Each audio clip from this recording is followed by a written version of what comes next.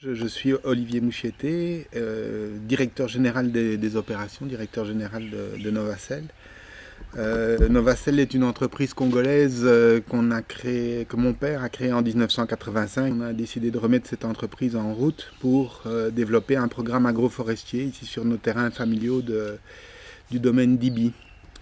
Et Ibi est un vaste territoire de 22 000 hectares qui se situe exactement à 140 km à l'est de la ville de Kinshasa. Et notre action en fait consiste en partie à préserver ces espaces forestiers, si possible ralentir le rythme de la déforestation et en même temps participer à réduire la pauvreté de la population locale par l'amélioration des revenus des paysans. En fait, ce qui fait la particularité d'ici de notre programme agroforestier sur Ibi Village, c'est que chaque fois que nous plantons des arbres, que ces arbres stockent le CO2 dont ils fabriquent leur matière ligneuse, eh bien nous émettons ce qu'on appelle un crédit carbone.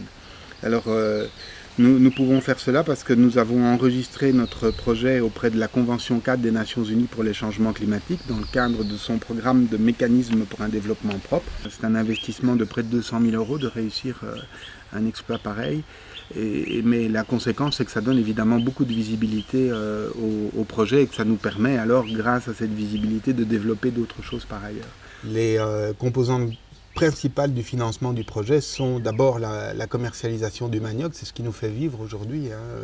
Nous produisons un peu moins d'une tonne de manioc sec par jour qui se vend aux alentours des 800 $ la tonne, donc ça fait un chiffre d'affaires approximatif d'environ 800 $ par jour ici, qui est non négligeable. Et alors à côté de ça, il est prévu aussi que nous commercialisons le charbon de bois qui sera issu des plantations forestières. Alors pour la question du charbon de bois, aujourd'hui on en est au premier balbutiement parce que le charbon de bois que nous produisons aujourd'hui, nous le produisons sur la base du bois qu'on a sorti de la préparation des terrains pour les plantations. Donc le bois qu'on a trouvé sur place. Qui, je le rappelle, est en fait du bois qui provient des savanes herbeuses arbustives. Donc ça représente un relativement faible volume à l'hectare. Et quand je dis relativement faible volume, ça représente quand même pas loin de 25 à 30 mètres cubes de bois par hectare. Mais quand nous allons commencer à travailler sur la forêt, on sera à 250 à 300 mètres cubes par hectare. Donc ça ferait quand même pas loin de 10 fois plus par hectare. Cet événement-là devrait intervenir, selon toute vraisemblance, au tout début de l'année 2014. Le mécanisme puits de carbone ici est opérationnel depuis 4 ans maintenant, depuis 4 ans, avec 2 opérateurs, qui sont le Biocarbon Fund, un fonds spécialisé de la Banque mondiale, et l'entreprise Orbeo, qui est un broker du marché du carbone, donc un opérateur qui rachète et qui revend les crédits carbone. Alors donc l'opération avec ces deux-là porte sur 1400 hectares actuellement pour un paquet total d'environ 170 000 tonnes de CO2. Et au début de l'année 2011, nous avons signé un contrat avec un 3e opérateur sur une superficie totale de 1200 hectares en fait, et qui devrait en principe générer aux alentours des 300 000 tonnes de CO2. Les facteurs clés de succès d'un projet tel que celui-là, c'est certainement d'avoir d'abord une bonne équipe avec un leader. Excusez-moi de dire ça, le leader c'est moi, mais je pense que si on me retire et mon équipe du jeu ici, ça remettra pas mal de choses en question. Donc ça, c'est très important parce que ça nous permet, d'asseoir une position à la fois technique, diplomatique et politique qui nous permet d'argumenter solidement sur les aspects techniques, mais aussi sur les aspects économiques et en même temps sur les aspects que j'appelle ici politiques, mais qui sont en fait de genre de la marketing de l'agroforesterie. Donc il faut être fort là-dedans, sinon ça ne marche pas.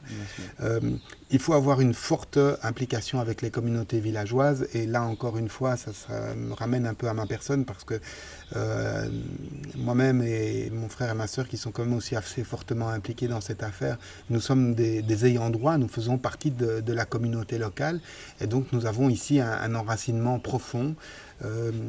qui remonte sur plusieurs générations, qui est connu de tout le monde. Donc il y a un effet de notoriété publique ici qui est très important.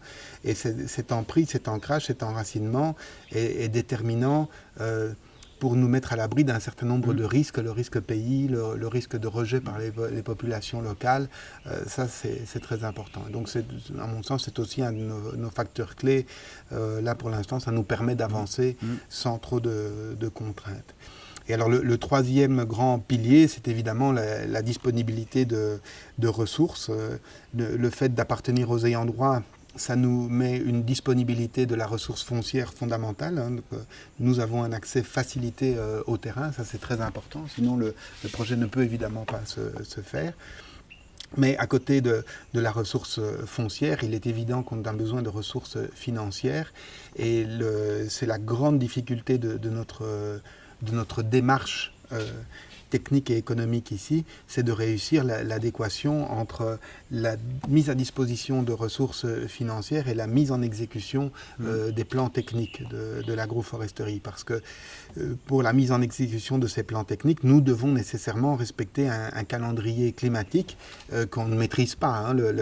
On le connaît et donc les ressources doivent être disponibles au moment où le travail doit se faire sur le terrain. S'il y a un décalage là-dedans, on prend du retard. Et c'est ce qui s'est passé avec la première version du puits de carbone. C'est une information que nous nous efforçons de faire passer le mieux possible et le plus fortement possible. Alors aujourd'hui, les acquis de notre activité que nous développons aujourd'hui depuis 2008, donc ça va bientôt faire 4 ans qu'on est dedans, ça nous a apporté un savoir-faire et une connaissance des opérations qui renforce considérablement notre crédibilité vis-à-vis des interlocuteurs financiers. Et donc aujourd'hui, nos chances de réunir suffisamment de ressources au bon moment sont considérablement augmentées par rapport à ce qu'elles étaient il y a 3 ans. Quoi. Et ça, c'est un facteur clé de réussite indiscutable. Si on n'a pas ça, ça ne marche pas. Quoi.